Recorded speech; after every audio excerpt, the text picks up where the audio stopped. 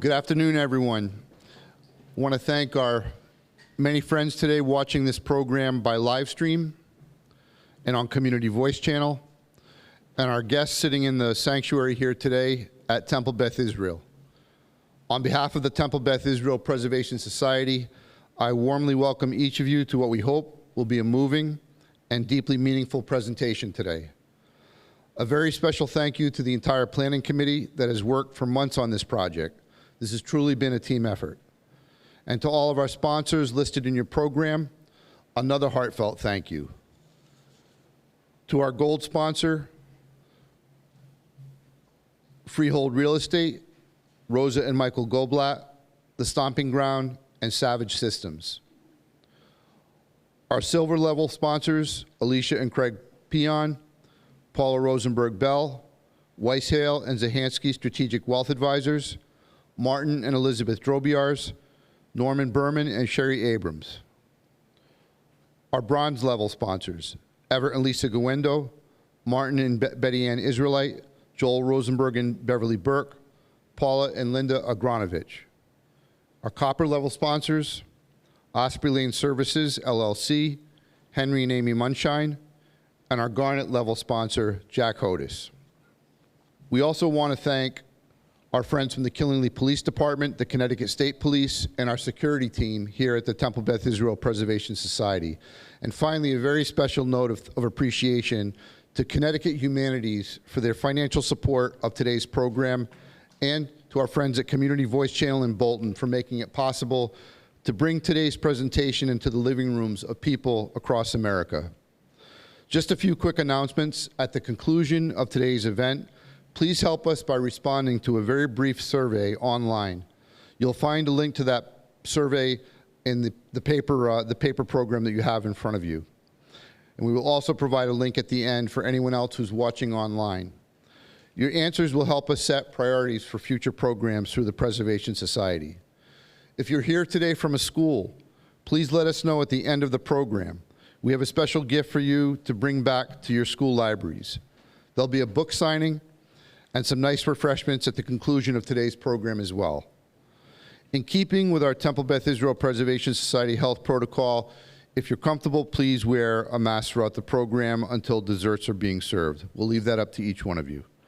If you're not familiar with the history of Temple Beth Israel, we encourage you to find us online to learn about the remarkable journey of Holocaust survivors, partisans, World War II soldiers, and early Jewish settlers to Connecticut's Quiet Corner, and how the greater interfaith community region of the Quiet Corner helped to build this magnificent house of worship. It's a remarkable story that has been chronicled in film, and soon it will be online in an educational archive being developed here at the synagogue. At this time, please help me welcome a member of the Temple Beth Israel Preservation Society Board of Directors and our friend, Lisa Krantz.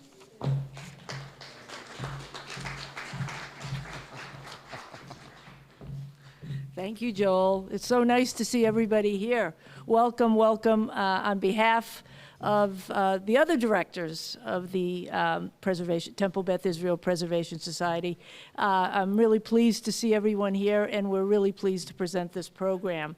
I'm particularly pleased to introduce our guest speaker, and our guest speaker is Andrew Filer. Andrew has brought to light, and I don't know how many folks have cheated and looked ahead, sort of thing, but Andrew has brought to light a really important slice of American history, and one that's really pertinent right now, given the state of affairs in our country. And that's not a political statement, that's just the way it is. His work shows us all a wonderful example of how, if we work together as Americans, we can accomplish great things for our fellow Americans. And don't we all want to be inspired a little bit more by words about that sort of thing? Andrew's method of conveying history is via his photography. Andrew wears many hats, however. He is an author, a fifth-generation Georgian, a longtime community organizer before it was cool to be a community organizer, as well as a photographer. Andrew's newest book of photography, A Better Life for Their Children, Julius Rosenwald, Booker T. Washington, and the 4,978 Schools That Changed America, which is in the back for all of those who would like to take a look at it at the end, is the first comprehensive photo documentary of the programs created by Tuskegee Institute leader Booker T. Washington, as well as Sears, Roebuck and Company President Julius Rosenwald. A collaboration well before its time between a black man and a white man to bring, in fact, education in the form of almost 5,000 schools to the South. And this is a story that certainly was no small feat, but also a story that really is only recently coming to life and coming to light thanks to Andrew's work. I've lived in the South for almost 30 years now, even though I'm originally from Plainfield. Many members in my community had never heard this story, and it really is a wonderful story. And Andrew is going to give us the full details in his wonderful presentation. Andrew himself has won numerous awards for his work, which have been featured in the Wall Street Journal, Smithsonian Magazine, as well as on CBS This Morning and NPR. His prints have been displayed and featured in galleries and museums around the U.S., and at such venues as the National Civil Rights Museum at the Lorraine Motel in Memphis, Tennessee, as well as at the National Center for Civil and Human Rights in Atlanta. His photos are in public and private collections, including at the Smithsonian Institute's National Museum of African American History and Culture. And just before the program, Andrew's show is traveling, and it's traveling a lot now. So it's something that I think we are privileged to hear about at this very moment. We're honored to have him here, and without further ado, I warmly welcome, on behalf of everyone here, Andrew Filer.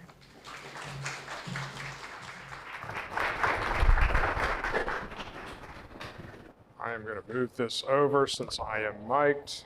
Get that out of the way of the camera. There we go. Thank you all for being here. This has been an extraordinary run. When this book came out, it was featured in this exquisite double-page spread in the Weekend Wall Street Journal. It was in Smithsonian Magazine, Architect Magazine, Preservation Magazine. Actually, it was in the Jerusalem Post, Times of Israel, and this book is now in its third printing. It won a number of awards early on, and I haven't figured out how to describe this because what I'm actually about to tell you is literally 2 weeks old. But this book, there's a prize called the Prix de la Photographie Paris, where there are a number of awards for different photography books. This book won the gold medal for documentary book and best photography book of the year. And then in the International Photography Awards, which just came out last week, it won best documentary book. So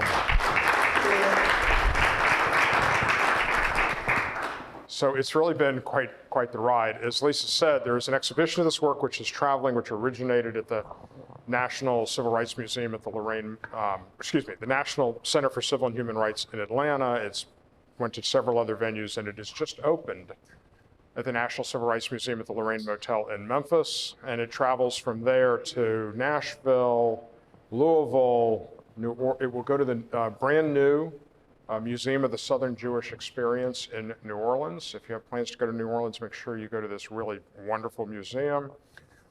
Virginia Museum of History and Culture, the Museum of Science and Industry, Chicago, and I'm working on, that takes me through the end of 2024, and I'm working on 2025, 2026, stay tuned. I am going to start with two premises. The Rosenwald Schools program is one of the most transformative developments in the first half of the 20th century in America. It dramatically reshapes this nation. It transforms the African American experience, and yet it largely remains hidden history, and its scope and sweep is largely unknown.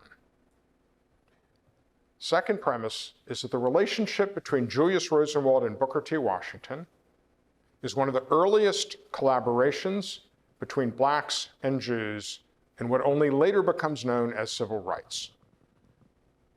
And there is a direct connection between the partnership, the collaboration, the friendship between Julius Rosenwald and Booker T. Washington, Rabbi Abraham Joshua Heschel, with his white beard flowing, marching arm in arm in the front lines of the civil rights movement with Dr. King, and who famously says that when he marched with Dr. King, it felt like his feet were praying. And what happened in Georgia 18 months ago, where filmmaker John Ossoff and Reverend Raphael Warnock crisscrossed the state of Georgia together for 2 months in a runoff election, developing not just a political alliance, but a close personal friendship. And Georgia sends its first Jewish American and its first African American to the United States Senate. That relationship between John Ossoff and Raphael Warnock stands on the shoulders of the friendship, the partnership, the collaboration between Julius Rosenwald and Booker T. Washington.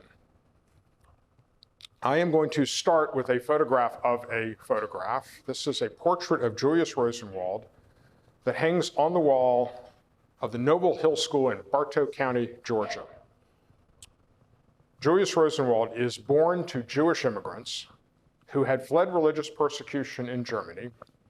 He grows up across the street from Abraham Lincoln's home in Springfield, Illinois. If you go to downtown Springfield today, there is a 4-square block Lincoln Home National Historical Site where they have preserved all the historic buildings in these 4 city blocks. And directly across the street from Abraham Lincoln's home is Julius Rosenwald's childhood home. Peter Ascoli, who's the principal biographer of Julius Rosenwald, told me the story that when he went down to Springfield to research his biography of Julius Rosenwald, he was meeting with the superintendent of this National Historical Site, and he said, "Do you happen to know where Julius Rosenwald's childhood home was?" And the superintendent says, "You're sitting in it."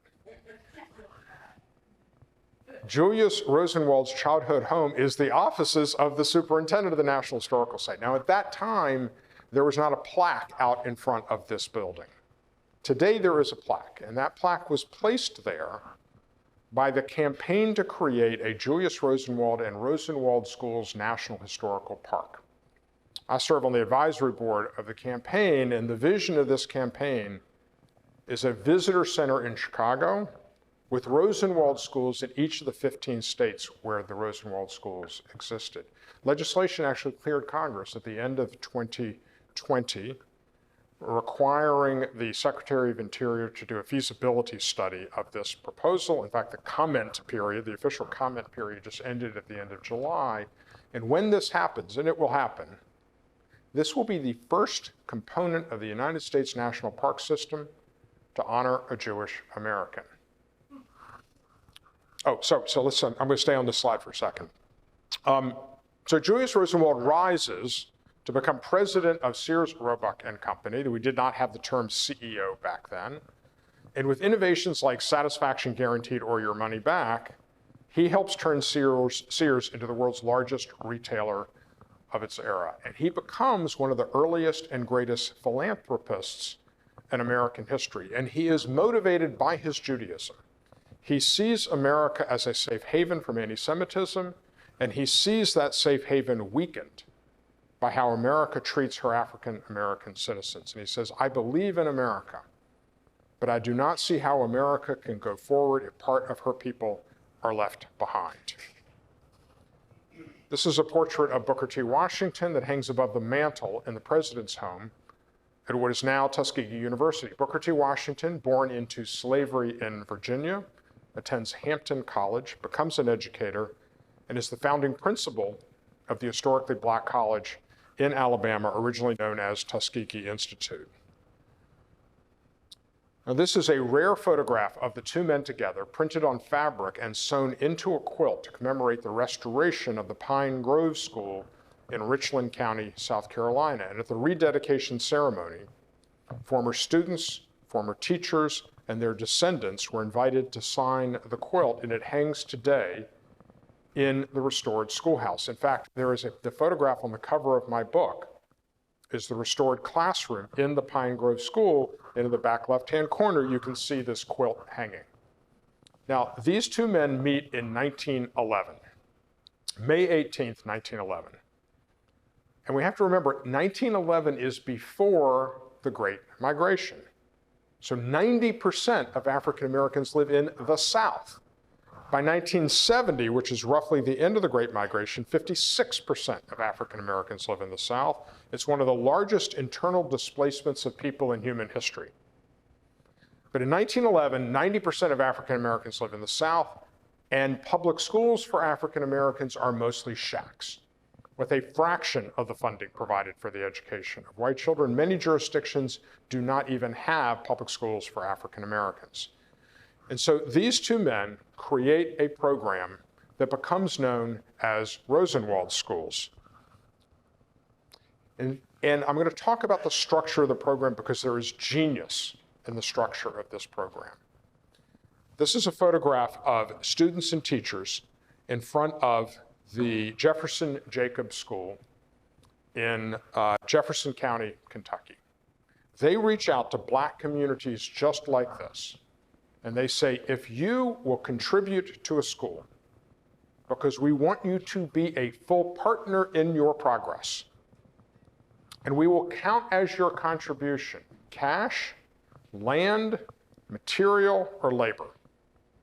And if you will reach out to the school board, the white school board, because we want to be deliberate about creating Black-white dialogue as a vector for future progress, and these have to be public schools. While we welcome the school system's contribution, at a minimum, they have to agree to own, maintain, and staff the school, pay for the teachers. You do those two things, and Julius Rosenwald will make a substantial contribution towards school construction. Now, think about this. The Black community has to contribute. This is one of the earliest examples of challenge grants in philanthropic history. The white school system has to contribute. This is an early example of public-private partnership. Now, I want to talk about this particular photograph and the photographs like them for just a second.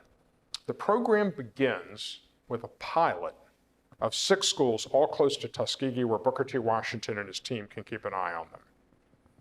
And Booker T. Washington has photographs made just like these of students and teachers proudly standing in front of their schoolhouse, carrying the hopes and dreams of their communities. And he sends them to Julius Rosenwald, who writes back that he is so moved, he is committing to expand the program. And so it is because of, and these photographs continue to be made throughout the entire history of this program. They become part of the visual narrative of this story. They become part of the visual history of Rosenwald Schools. And it's all of my bodies of work prior to this body of work were in color. But I shot this body of work entirely horizontally and in black and white in recognition of the role that these historic photographs play in the history of this program. It is the Lochapoka community in Lee County, Alabama, that is the first to raise the matching grant, the first to develop the relationship with the white school system to build what becomes the first Rosenwald School. This is in 1912. And then in 1937, this is the Eleanor Roosevelt School in Meriwether County, Georgia. That's Warm Springs, the last Rosenwald School. And from 1912, from 1937, this program builds 4,978 schools across 15 southern and border states, and the results are transformative. Now, I'm going to talk about transformative in a minute, but I want to tell you a little bit about the Eleanor Roosevelt School. Now, my process is very research intensive. I do a lot of reading, and the reading informs the shooting, and the shooting informs the reading, and it's this sort of iterative process.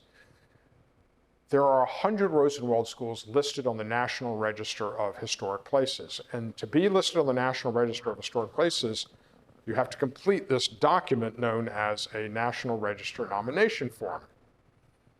In 2013, my wife and I purchased an old industrial building, which in itself has a fascinating history tied to the civil rights movement. And we restored it and turned it into a home. I knew how valuable these National Register nomination forms were because I've written one. I read 50 of those 100 National Register nomination forms, including the nomination form for the Eleanor Roosevelt School. And the story I'm about to tell you comes from this nomination form. 1929, Franklin Roosevelt, not yet president, sees a Rosenwald School in Meriwether County, Georgia. This is Warm Springs. And he calls up the Rosenwald Fund and he says, we need more Rosenwald schools in Meriwether County. Well, it's 1929. The recession has set in. The school system's unable to make its contribution. The Black community is unable to make its contribution, and so the idea languishes. In 1937, President Roosevelt calls up Edwin Embry at the Rosenwald Fund, and he says, I'm ready for my school. Well, the program actually formally ended in 1932. So it's actually from 1912 to 1932, 20 years, 4,977 of these schools were built. So Edwin Embry says to President Roosevelt, well, Mr. President, the program formally closed 5 years ago.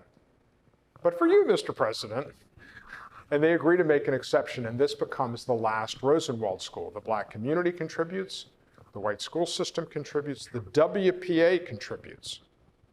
And the head of the WPA is in the Oval Office to report to President Roosevelt, and he reports that they are $1,000 short of the funds they need to break ground on this schoolhouse. And in the Oval Office, President Roosevelt pulls out his checkbook and writes the $1,000 check that closes the gap. And later that year, he presides over the dedication of what becomes known as the Eleanor Roosevelt School.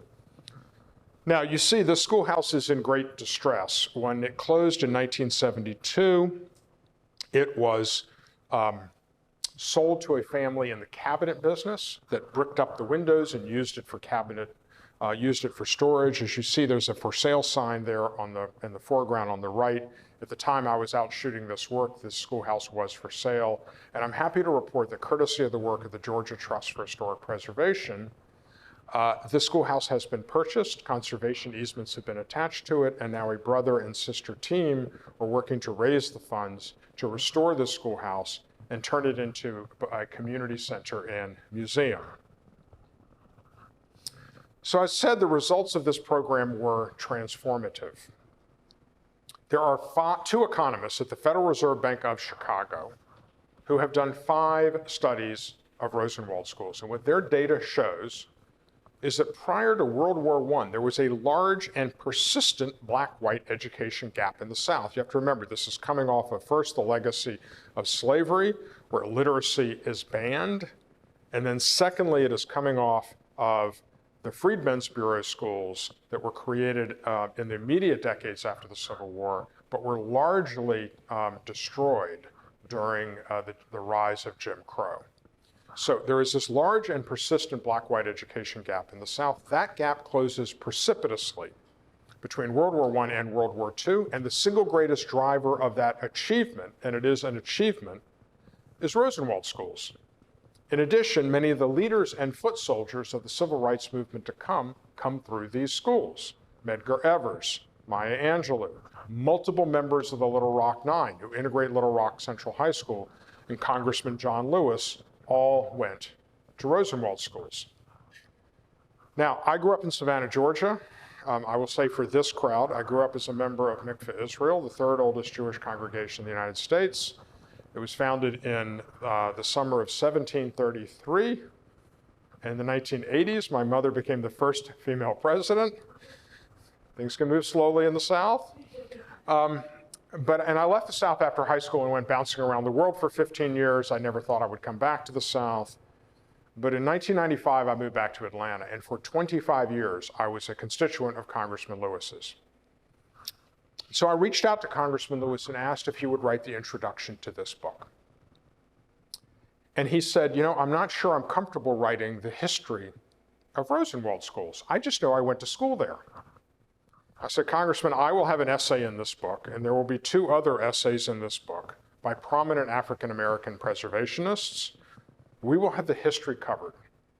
What I want you to do is what only you can do. Bring us into that classroom. What was it like to go to school there? what role did education play in your life? And he said, oh, I could do that. So it was on October 29th of 2019, I found myself in Congressman Lewis's Washington office, sitting with him at the round table in the middle of his space, on all the walls, a veritable museum of the civil rights movement, all of these photographs and mementos of the movement, working on what becomes the introduction of this book. His staff, he had been on the floor to vote, and his staff had let me in to let me set up my lights. And at the end of this period of time of working on the introduction, he stood up, and his jacket had been drooped behind the chair. And he stood up and he put the jacket on, and you see there's this cancer awareness ribbon on his lapel, and he says to me, should I take this ribbon off? I say, Congressman Lewis, I want the authentic you, and that is the authentic you, leave it on. And it was exactly 2 months later, on December 29th of 2019, that Congressman Lewis went public with the pancreatic cancer diagnosis that would take his life the next year. I didn't set out in this photographic journey to have this extraordinary one-on-one experience with Congressman Lewis, reminiscing about his childhood and about the civil rights movement. But what an extraordinary gift to have come from this journey. Before we go to the next photograph, I want to just use this photograph to talk a little bit about my language in portraiture, because you're going to see a number of portraits. The first thing is that the setting is important. It is part of the story. Congressman Lewis's staff had reached out to me and said, can we do this photograph in his Atlanta office? And somewhat boldly, I said, no. I wanted it shot in the Washington office because to me that was a statement of power and a statement of achievement. I also never told anybody what to wear because I wanted them to be authentic. And I didn't tell them what expressions to put on their face because I wanted them to have agency and how they helped me tell their connection to this story. And you'll see that in the other images that we go through. Now, this is the Emory School in Hale County, Alabama, the oldest surviving Rosenwald school, and the only example that I know of one of the first two Rosenwald School designs, which I'm going to talk about in a second. Now, I had never heard of Rosenwald schools until February of 2015, when I found myself at lunch with a woman named Jeannie Syriac, who originated the role of African American Cultural Heritage Specialist at the Georgia State Historic Preservation Office. And she is the first person to have told me about Rosenwald schools. And the story shocked me. I'm a fifth-generation Jewish Georgian. I have been a civic activist my entire life. The pillars of this story are the pillars of my life. How could I have never heard of Rosenwald schools?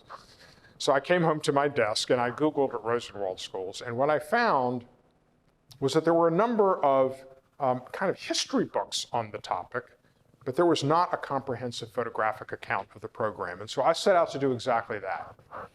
And over the next 3.5 years, I drove 25,000 miles across all 15 of the program states. Of the original 4,978 Rosenwald schools, only about 500 survive. Only half of those have been restored. I shot 105 of the surviving schools, and the result is this project. Now, I'm going to take you inside the Emory School, because I want to talk about the architectural language of the Rosenwald schools. But to do that, I have to tell you the story of Robert Robinson Taylor.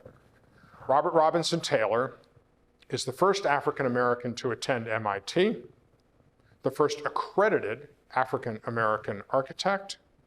He happens to be the great-grandfather of Valerie Jarrett, long a fixture in public policy circles in Chicago and a primary advisor to President Obama during his entire tenure in the White House.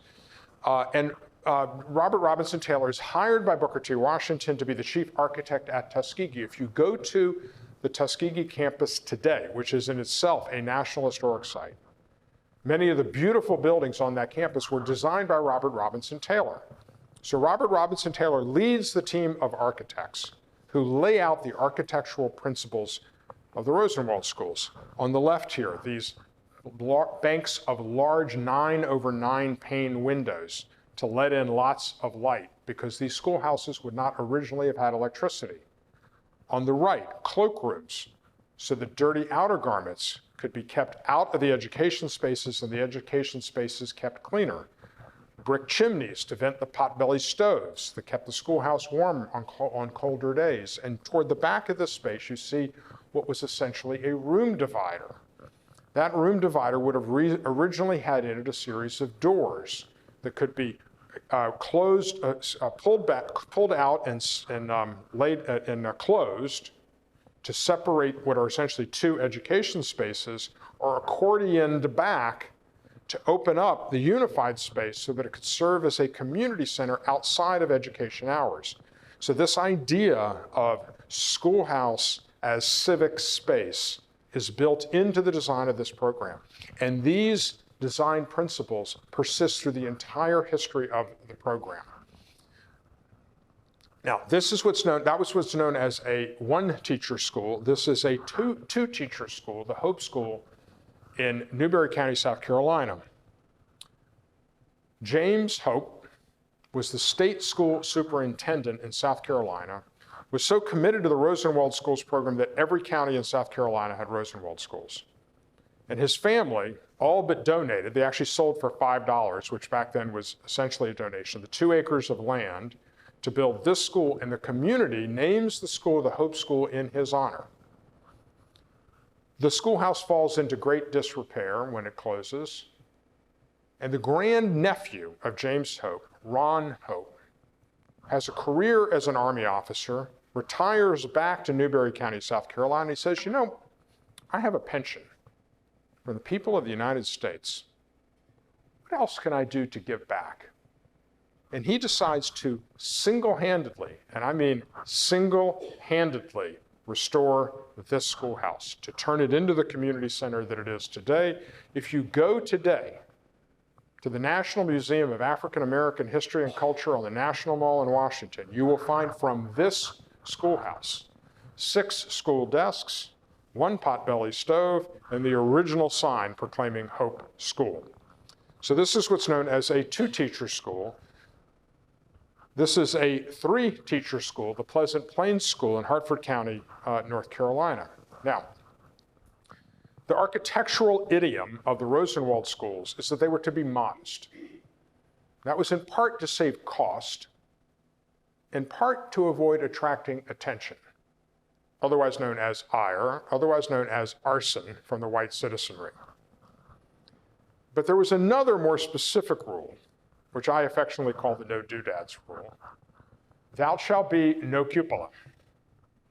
Little thing on the top is a cupola. Fletcher Dressler, who was an advisor on architecture to the Rosenwald Schools program and was a professor at George Peabody's College in Nashville, now part of Vanderbilt University, believed that a cupola was derivative of church architecture, and that on a schoolhouse it violated the separation of church and state.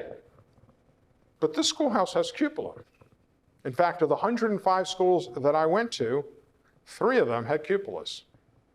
Remember, the African American community has to participate.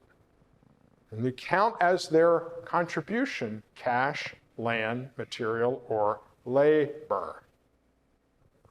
This cupola is an expression of African American community agency in 1920 Jim Crow, North Carolina. This community wanted a cupola, and they built a cupola. Now, realize those were 1, 2, 3-teacher schools, all small, white clapboard structures. By the end of the program, they're building 1, 2, and 3-story red brick buildings. This is the Dunbar School in Pulaski County, Arkansas, otherwise known as Little Rock. And if this school, it is from this schoolhouse that several of the members of the Little Rock Nine become the Little Rock Nine and integrating Little Rock Central High School, which is 1 mile away from this schoolhouse. And if this schoolhouse looks vaguely familiar with its Art Deco styling, it's because the architect of Little Rock Central was the architect of Dunbar. Now, I knew that this was an extraordinary story, but it was not clear from the beginning how I was going to tell the story visually. And so I started out as an exhibition of some of my earlier work that was traveling the country. And I would research Rosenwald schools. The exhibition, for example, was in early when I was starting to shoot this work. It was on view at the International Civil Rights Center and Museum in Greensboro, North Carolina, which is in the old Woolworths, where the lunch counter sit-in movement begins, as early as February 1st, 1960. And so I would research Rosenwald School. I would load up the exhibition in the back of what was then my wife's SUV, and I would drive rural roads. I had these schoolhouses lined up by GPS coordinates, and I would shoot schools all the way up, hang the exhibition, open the exhibition, shoot schools all the way back. 4 months later, go back and take the exhibition down and do this all over again. But when I found out that only half of the surviving schoolhouses were restored, I realized that there was another really important narrative here, which is the historic preservation narrative. And as you've seen, many of these schoolhouses are small. They outgrew their role as educational centers long ago. In fact, of the 105 schools that I went to, only 5 are still in use for educational purposes. One of them is Dunbar, which is a magnet middle school in Pulaski County. But because so many of these schoolhouses were small, to survive, they have to have been adaptively reused. And to tell the adaptive reuse narrative, I had to get inside. And suddenly I needed permission. And that's when I meet all of these extraordinary people, former students, former teachers, preservationists, civic leaders, and I bring their stories and their connection to this narrative through portraiture. These are the Pleasant Hill Quilters, Pleasant Hill School in Cass County, Texas. 3 of these women had parents who attended Rosenwald schools. 3 of them attended Rosenwald schools, and in the front row center, LaJoyce Flanagan was a teacher in this schoolhouse. So this schoolhouse closed and fell into disrepair, and these women decided to take the lead in restoring the schoolhouse, and they sold quilts to raise the funds to restore the schoolhouse and turn it into the community center that it is today. And and these women gather in the schoolhouse to quilt on most Mondays. I say most Mondays because the schoolhouse is so active as a community center that one Monday a month, like it's some other club that meets there and they're not allowed to be there. Thank you.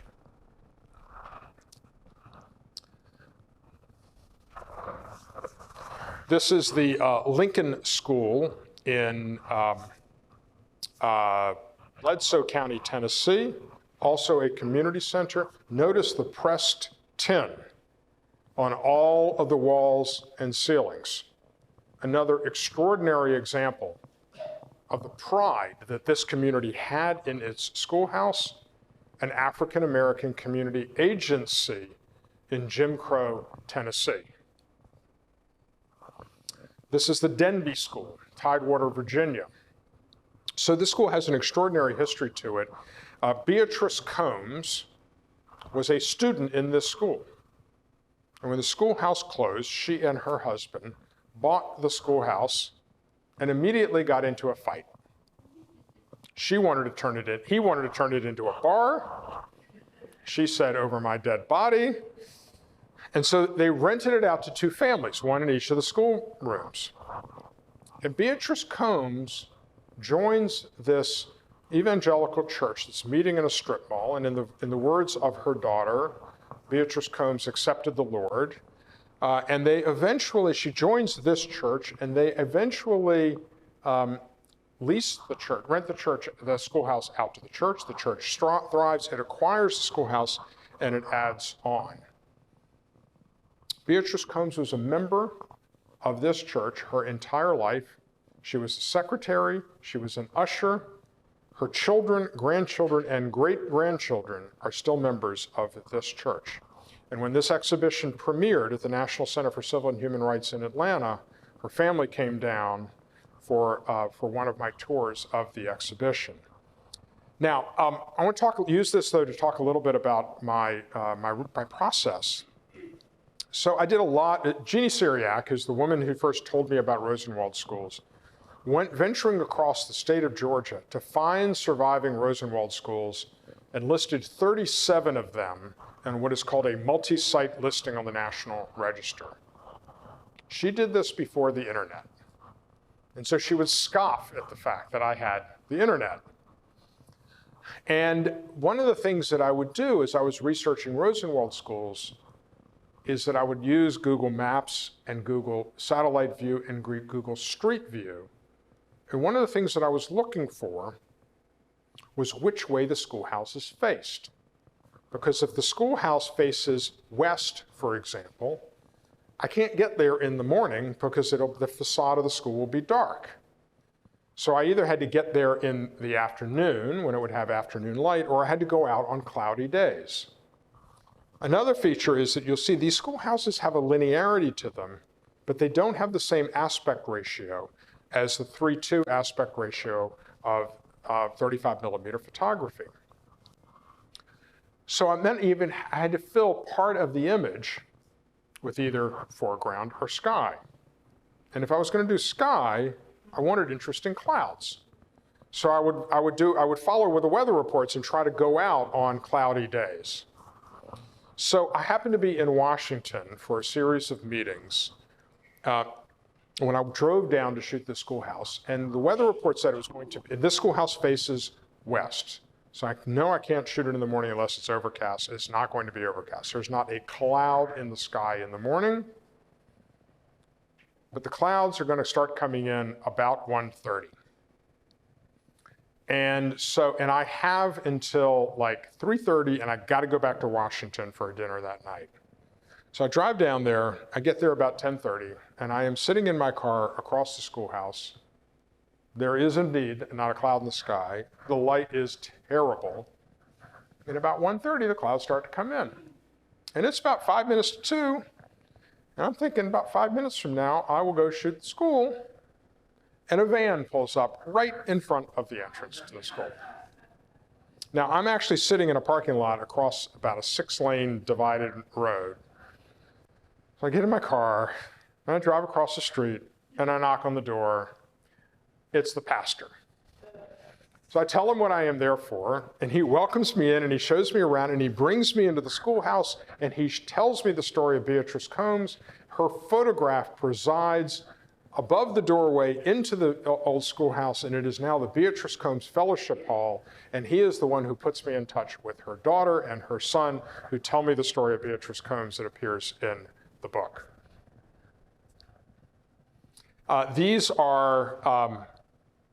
This is a portrait of Abraham Lincoln that hangs in the Warfield School in Montgomery County, Tennessee, and you see the shadow of these iconic 9/9 pane windows that are the demonstrative feature of Rosenwald schools. This particular schoolhouse has been turned into an unusually beautiful a community center. They have saved one of the classrooms as a restored classroom.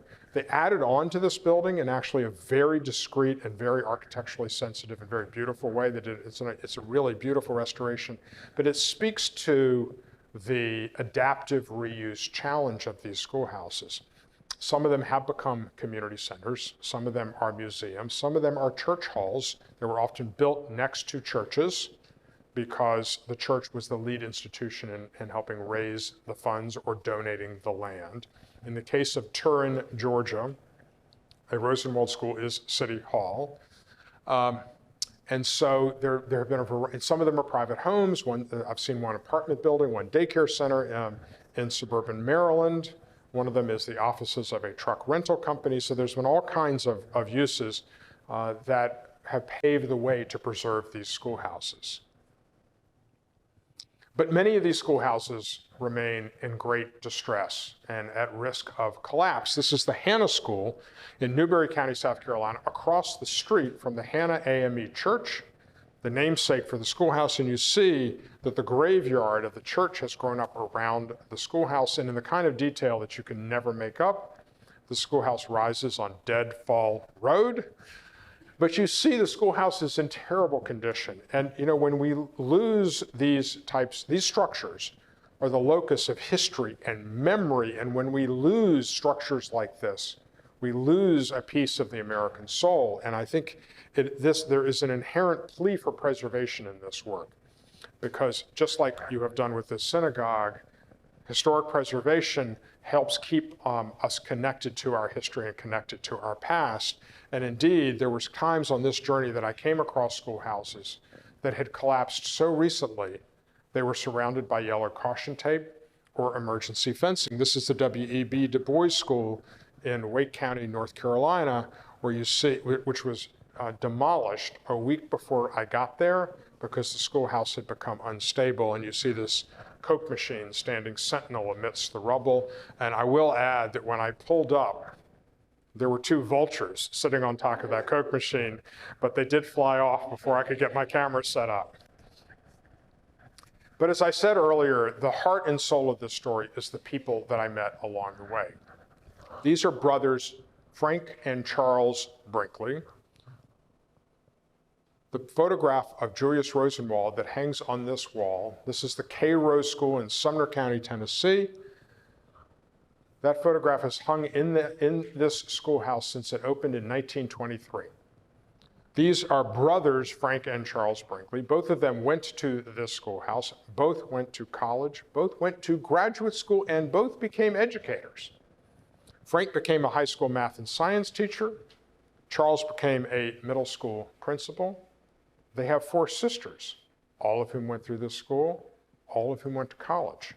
And these 6 siblings have 10 children. All 10 children went to college. That legacy may not have happened without this schoolhouse. This is the Bay Springs School in Forest County, Mississippi. To tell you the story of the Bay Springs School, I have to tell you the story of Dennis Damer Sr.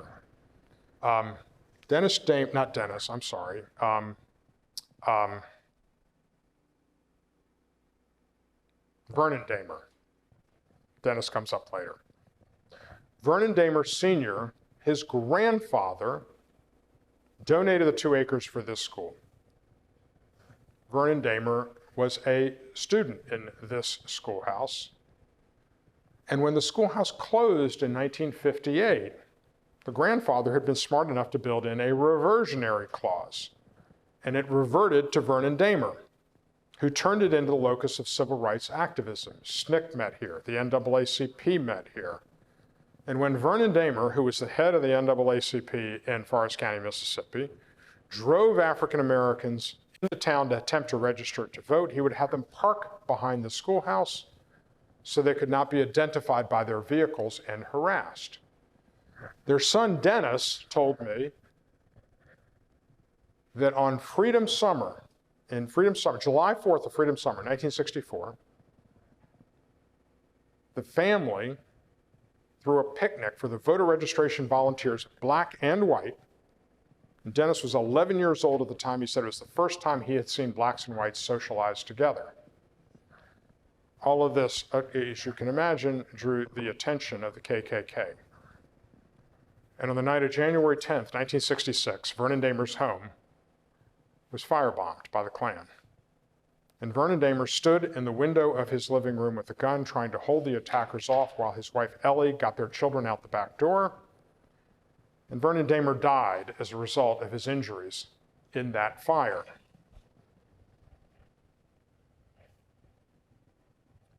This is Ellie Damer inside the Bay Springs School. Ellie Damer went to a different Rosenwald school in Mississippi, went off to college, came back and taught in this schoolhouse. When the schoolhouse closed in 1958, because the state of Mississippi had built a larger, more consolidated school for African Americans, note, 1958, 4 years after Brown v. Board, the state of Mississippi is building new segregated schools. Ellie Damer was denied employment in that schoolhouse because of her husband's activism, and she had to get a job in a different school district 35 miles away, and she taught there for 21 years. And the last schoolhouse I'm going to share with you today, this is the Hopewell School in Bastrop County, Texas. At the time that this photograph was taken, the The schoolhouse was in the midst of restoration, being turned into a community center and a museum. I am going to Austin, Texas. This is about an hour southeast of Austin, the first weekend in November to speak at the 100th anniversary celebration of this now fully restored schoolhouse. Inside this schoolhouse, the photograph, you'll see the schoolhouse is in the midst of restoration. The model texture on the wall, that's primer.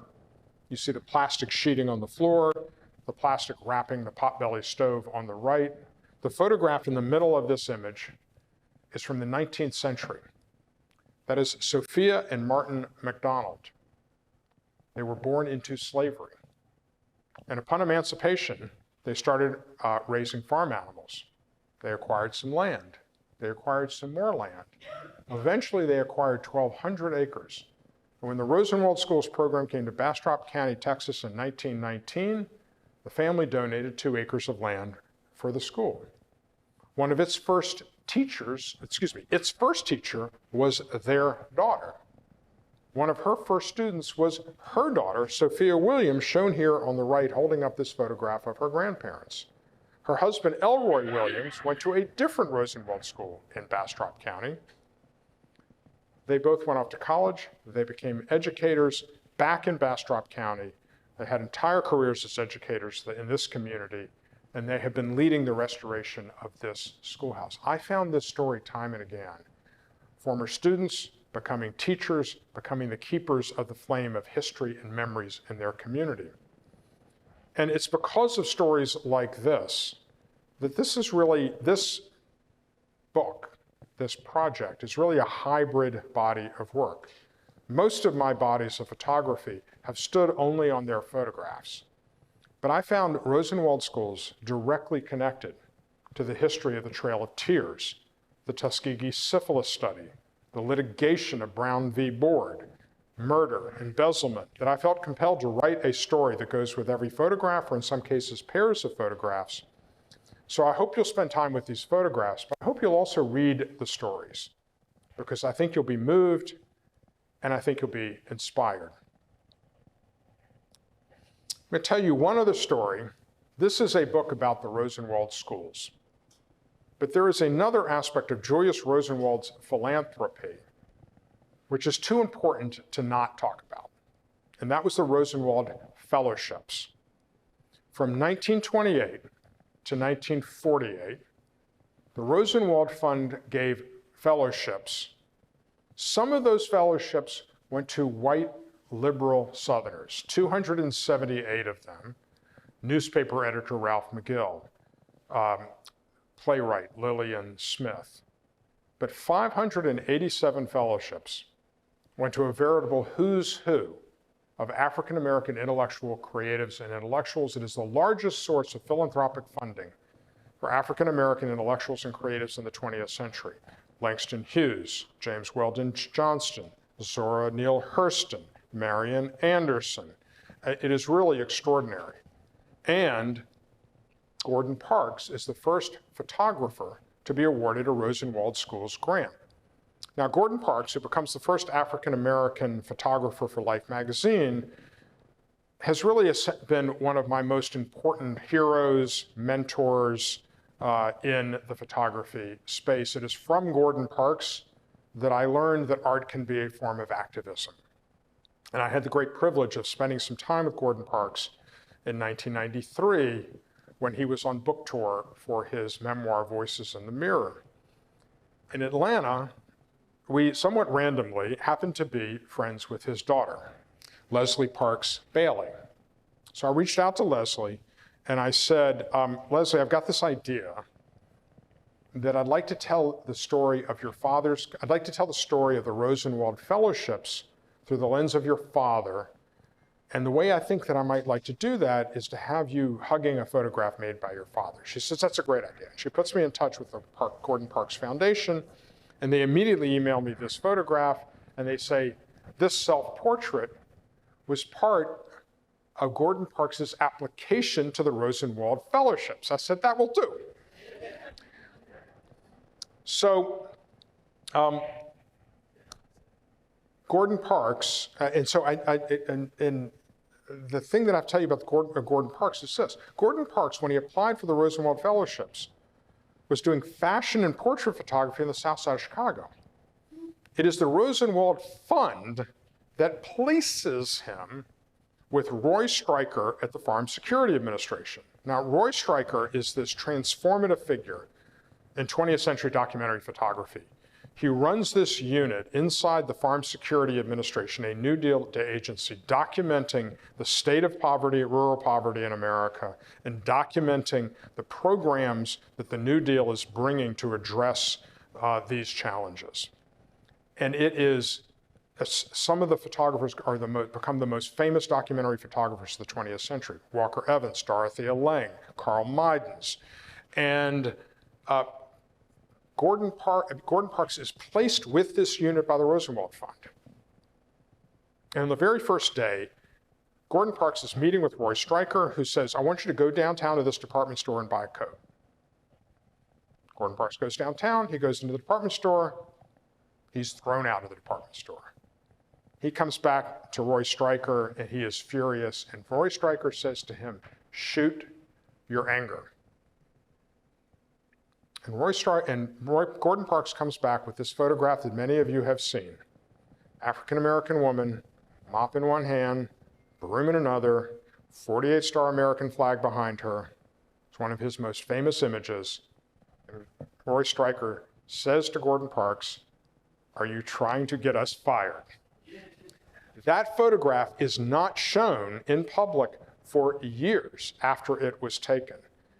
But it shows you the genius of Gordon Parks for telling stories and for to use his phrase, the camera was his choice of weapon.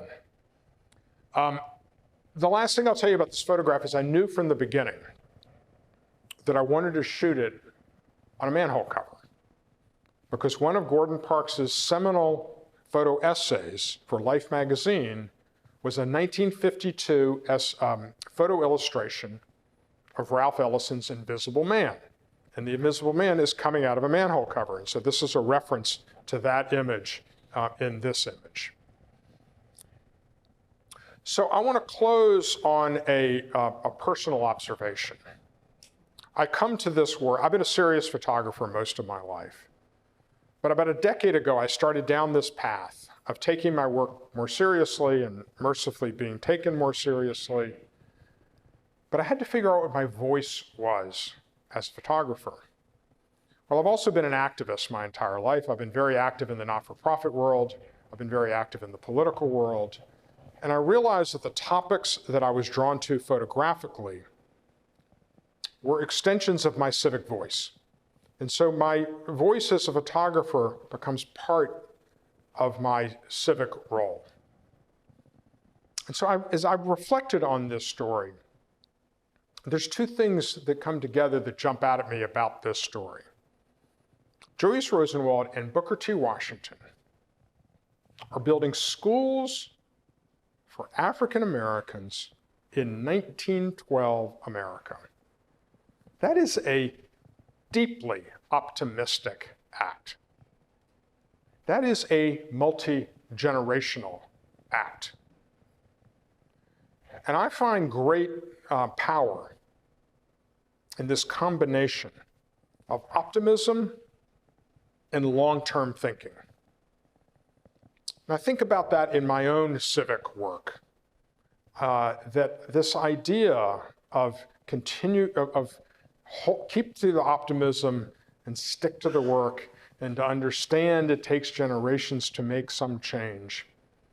And I reflect on John Lewis, because for everything John Lewis had been through, one of the things that he would say with great frequency was, be hopeful, be optimistic.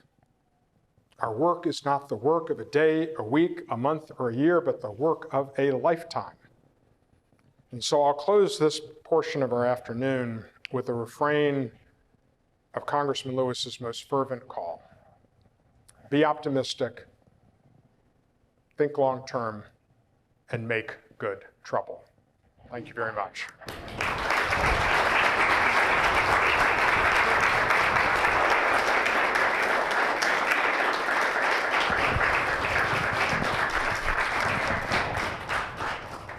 thank you so much. Before we get into some questions and desserts, I think it's fair to say for everyone here that you have opened our eyes to your photography and our ears to your words. And I know that that's something I'm never going to forget. And thank you so much. This has been a goal of ours for quite a long time to bring you here. And I think it starts to open up some new discussions that we're going to have as a preservation society about what we want to do. So, Great, thank you. so I'd like to at this time open this up for some questions, and you can sit right where you're at. Who would like to start? I'd like to ask, why didn't we know about this before? Has just obliterated this movie. So the question is, why would I not have known about this story before? I think there's two answers to that question. One of them is what John Lewis had said to me, right? I don't know the history of these schools, I just know I went to school there. The generation that started these schools had to participate in their construction. But these became schools that served generations of families.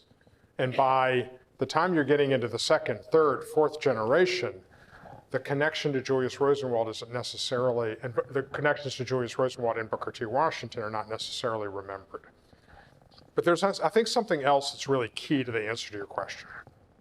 Julius Rosenwald believed that the generation that helped create the wealth should benefit from that wealth.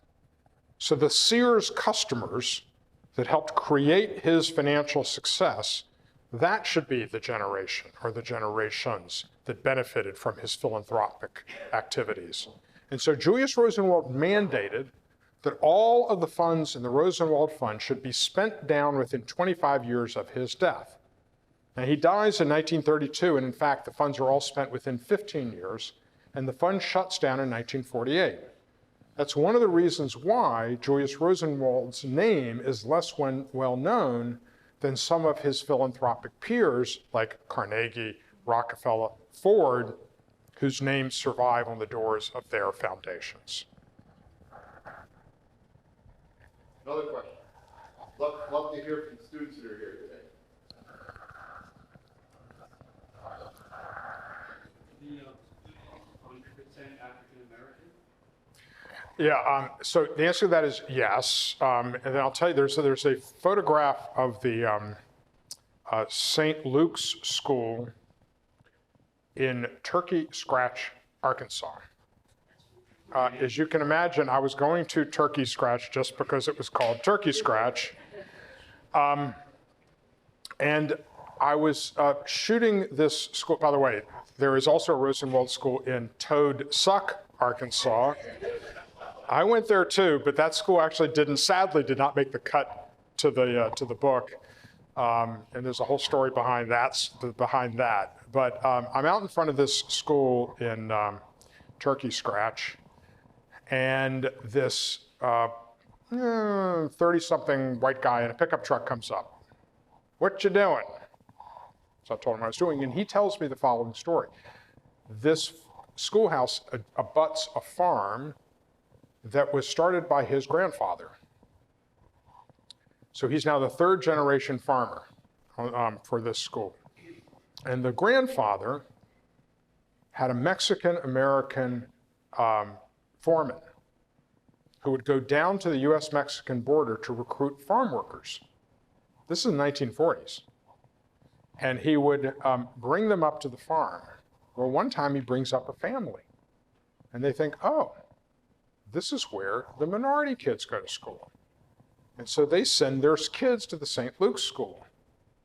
And later that week, the elders of the black community come to the leaders of this Hispanic, small burgeoning Hispanic community and say, "I'm sorry, but your children are not welcome here." So these histories can get very complicated. The last thing I will tell you about that particular story is I'm standing out talking to this farmer, and he says, "By the way, did you see the historic marker over there on the left?" I said, "I saw that there was an historic marker, but I had to like run over and get this picture. But there's a truck in the picture. The truck happened to be perfectly placed. I wanted the truck. It was idling at the time. And so I ran over and set up my camera to make sure I got the photograph with the truck there. By the way, I'm there for an hour and a half. The truck never moves. But he says, go look at the historic marker. So I go back and look at the historic marker. Levon Helm, the drummer of the band, grew up next to the St. Luke's School in Turkey Scratch, Arkansas.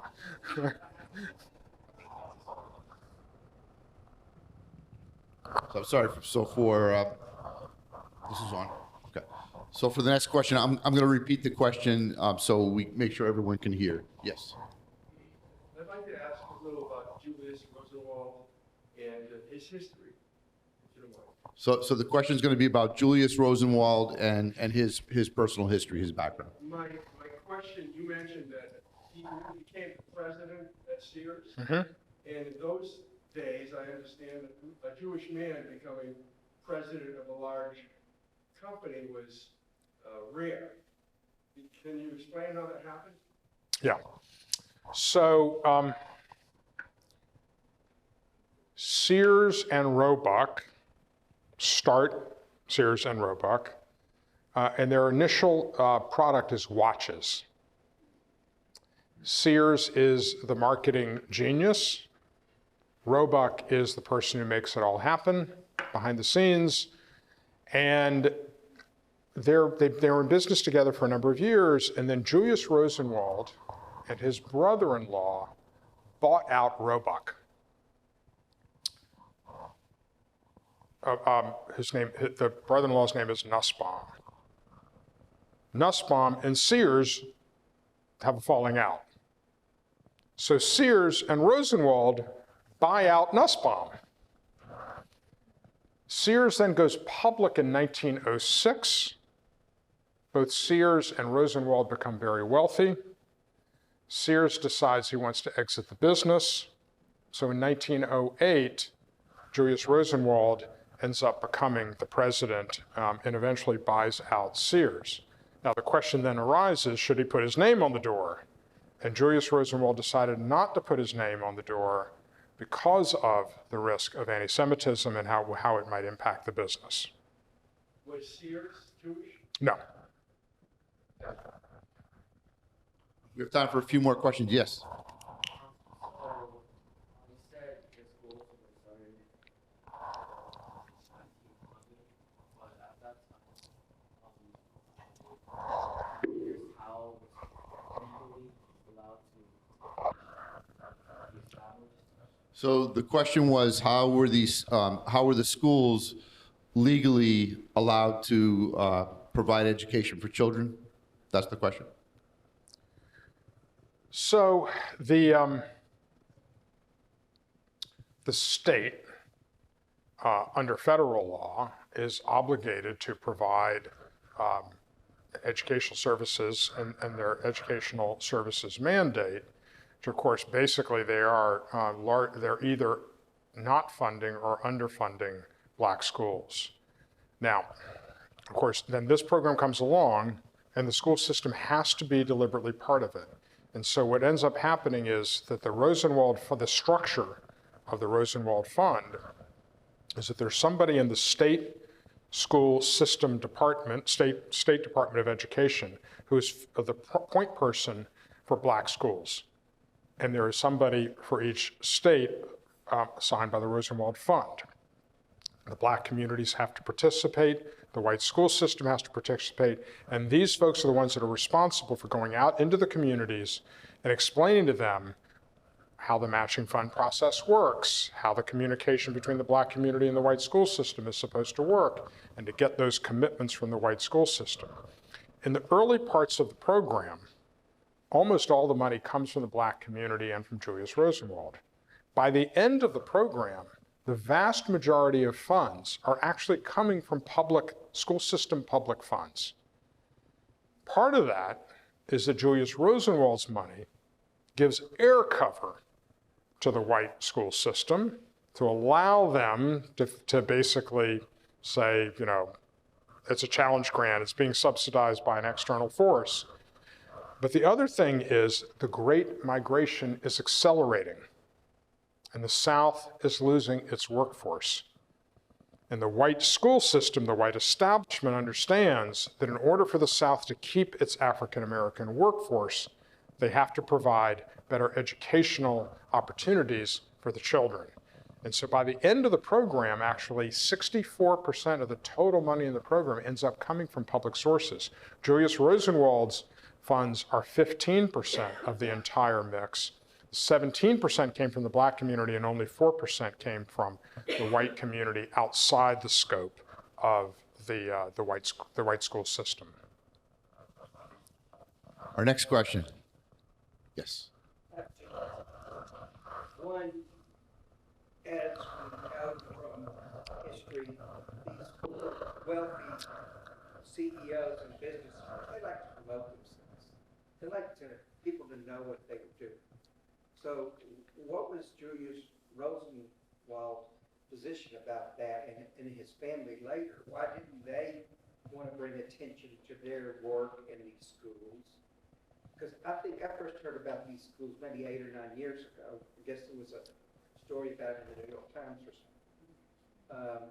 And the second question is, what are the germs of ideas you have for your next episode or project? What's going to be your follow-up to this?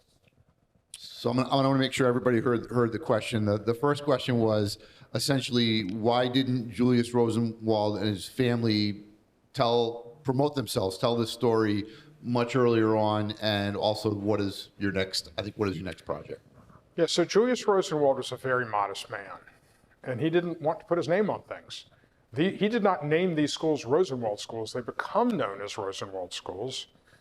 The best example is that Julius Rosenwald founded and funded the Museum of Science and Industry in Chicago. They wanted to call it the Rosenwald, and he said absolutely not. And so, and there were a number of other important philanthropic initiatives in Chicago that Julius Rosenwald was involved in. He funds African American YMCAs, first in Chicago and then 24 cities across America, including in Atlanta, Georgia, where the Butler Street Y itself, which is this beautiful building in great distress, unrestored in downtown Atlanta, has a storied connection to the civil rights movement. He funded James Adams's work in immigrant resettlement in Chicago. And he created what is the Jewish United Fund, the basically combined Jewish philanthropies of Chicago. There were, in fact, 2 philanthropies, one for the Eastern European Jews, one for the German Jews, and he basically said, this is dumb. I will put up the money to make sure that they are merged, and he is the first president of the Jewish United Fund in Chicago. So he plays a very significant role, but he didn't want to put his name on these things. So, in this idea of the spend down within 25 years of his death reflects that same philanthropic interest. What was the second question? Was future projects. Oh, future project.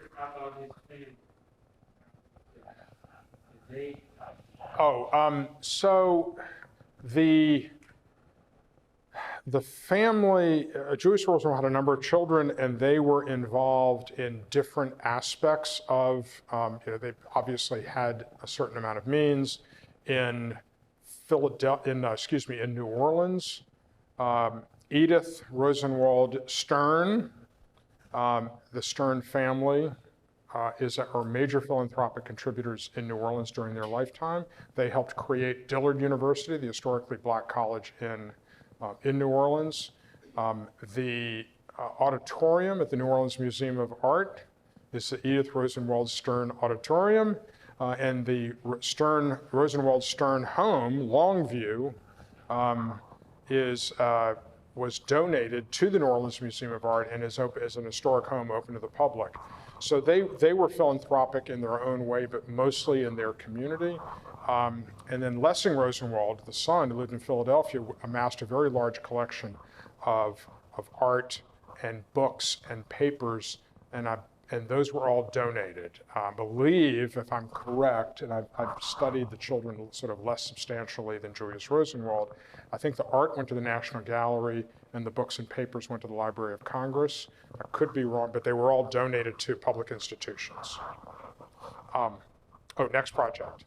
Yeah, so my first book is a photo documentary of an abandoned college campus that happens to be an historically black college.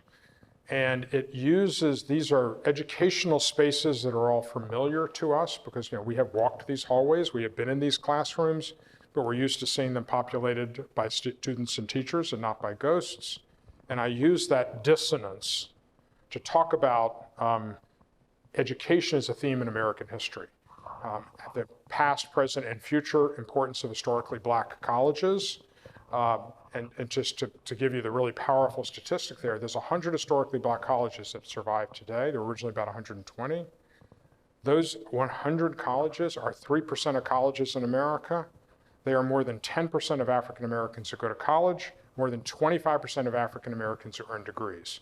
And so when you learn the power of those numbers, you understand that these schools are an essential on-ramp to the American middle class.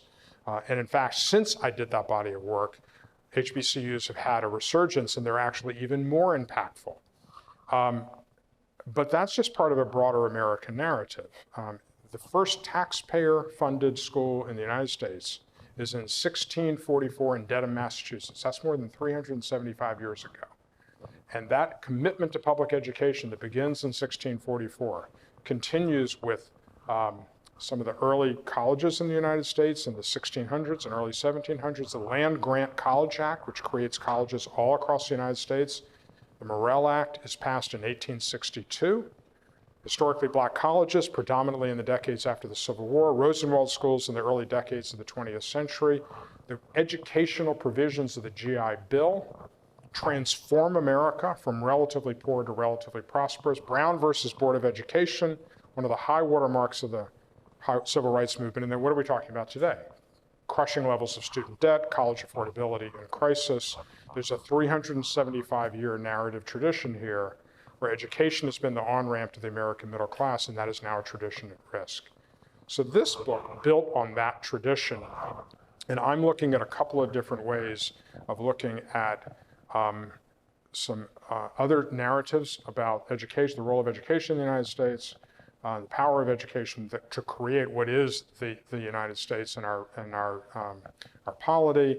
And I'm also looking at how we tell the American narrative and how we have told generally an American narrative that is too white and too male, and that we are understanding that a more accurate American narrative is one that tells a more inclusive story that is more inclusive of the African American narrative, the gay narrative, the women narrative, the Jewish narrative.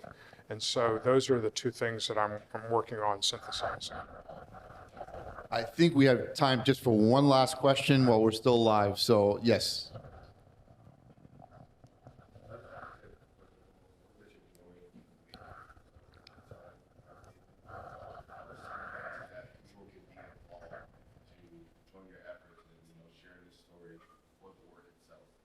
So the question was, what are ways that as a community we can also all get involved, learn more?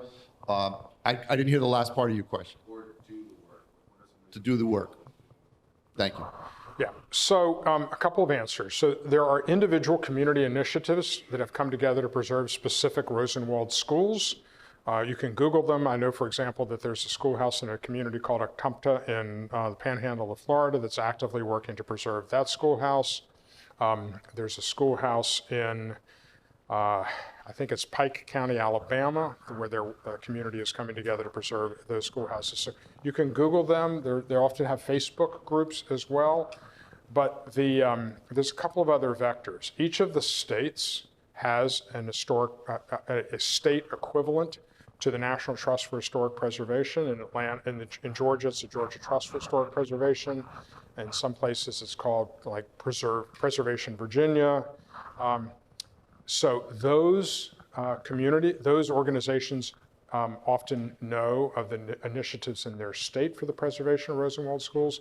Also, or for that matter, other historic sites that are of interest to African American or Jewish history or other histories, then each of the states under federal law has to have something called a SHPO, State Historic Preservation Office. And in many of the southern states, the SHPOs will have an African American cultural heritage specialist, and in fact, I'll give you a great example. Some of the states that I was doing research in, like South Carolina, there's a website, 26 Rosenwald schools, here's your GPS coordinates, it was really easy. Mississippi, I got a list of 13 surviving Rosenwald schools. I knew what counties they were in. That was literally all the information I had. And no matter how I tried, I couldn't find any information about them on the internet. So I finally called the Mississippi State Historic Preservation Office. That's the woman who told me about the Bay Springs School and the connection to the Damer family. And so, and they also told me the story of the Rosenwald School, another Rosenwald School in my book from Mississippi, where there's this case of embezzlement, where a white person in the state school system is stealing funds for black schools and ends up getting prosecuted. First hung jury, second hung jury, third conviction appealed all the way to the state Supreme Court, upheld, and he serves 2.5 years in prison of his 5-year term for embezzling funds. And then the last thing I'll tell you is that under the umbrella of the National Trust for Historic Preservation, there's an organization that's been created called the African American Cultural Heritage Action Fund, which is focused on preserving African American historic sites. They had a goal of raising $20 million. They raised $25 million. A chunk of that came from Oprah. Then Mackenzie Scott gave them $25 million. And then I think the Lilly Endowment gave them $25 million. They raised $75 million. They have 2 funding rounds a year where they preserve somewhere in the neighborhood of 10 to 15 sites. And in every round, there's at least one Rosenwald school. And so you can get involved in the Action Fund as well. Brent Leggs, who is the executive director of the Action Fund, wrote the afterword to my book, and his portrait is in the book. Thank you. So I just found out we're going to have time for one last question, but to close this out, I just want to let you know 2 things. We really would appreciate if before you leave, if you'll take your phone and use the link on the program. We have, I think, 4 very, very short questions that will help us with planning in the future. And again, thank you all for coming here today. We have desserts. And we have a book signing where you'll get to meet Andrew, and if you have any other questions. So we had one last question. Vinny, I'm going to call on you. My question has to deal with the in-depth collaboration, or how much in-depth collaboration out of all this was Booker T. Washington. You mentioned about his beginning role in Tuskegee. I didn't hear much further beyond that. And I was wondering to what degree your book addresses Booker T. Washington. So the question was the relationship to Booker T. Washington. To please talk a little bit more about his role. Yeah. So Booker T. Washington is running this historically black college, and he goes to Chicago to meet Julius Rosenwald with an agenda. He wants Julius Rosenwald to come onto the board of Tuskegee. Julius Rosenwald is actually interested to meet Booker T. Washington because the year before, he had been given a copy of Washington's memoir, Up From Slavery, which, by the way, remains in print today. And so the 2 men meet, and Julius Rosenwald is intrigued, and he agrees to come down and take a look. And later that year, he goes down by train to Tuskegee. He's impressed with what he sees, and he agrees to serve on the board of Tuskegee. In 1912, it's Julius Rosenwald's 50th birthday, and he gives away, I think it's $250,000 to a whole bunch of different causes to celebrate his own birthday. And a chunk of that money goes to Tuskegee. And Booker T. Washington writes to Julius Rosenwald that he thinks some of this money should be earmarked for small rural schoolhouses. But then it's in correspondence where they work out the program together, because both Julius Rosenwald and Booker T. Washington shared a central worldview, which was self-help. That is expressed in this program by the fact that the black community has to contribute. But there is precedent in Julius Rosenwald's philanthropy for self-help. There's precedent in the pedagogy and the work of Booker T. Washington for self-help, and they work out those details together. Now, the program starts in 1912. Booker T. Washington dies in 1915. But the program continues to be run out of Tuskegee until about 1920, when it just simply outruns the ability. It's too large to be managed successfully out of Tuskegee, and so they create a southern office of the Rosenwald Fund in Nashville, which is why the archives of the Rosenwald Fund are at Fisk University in Nashville. And the programs were run out of Nashville from roughly 1920 to 1928, when Edwin Embry comes in and broadens the scope of the Rosenwald Fund philanthropy, and it's done out of Chicago. And I call that the Chicago phase. And in my book, you've got these three phases: the Tuskegee phase, the Nashville phase, and the Chicago phase. So now let me just add, since we'll be doing a book signing here, but for the audiences at home, you can obviously buy this book on Amazon, but signed copies are available at my website at andrewfowler.com, signed and personalized copies, and I'm happy to send those out. And I look forward to meeting you all at the table in the back. Thank you again, Andrew, and thank you again.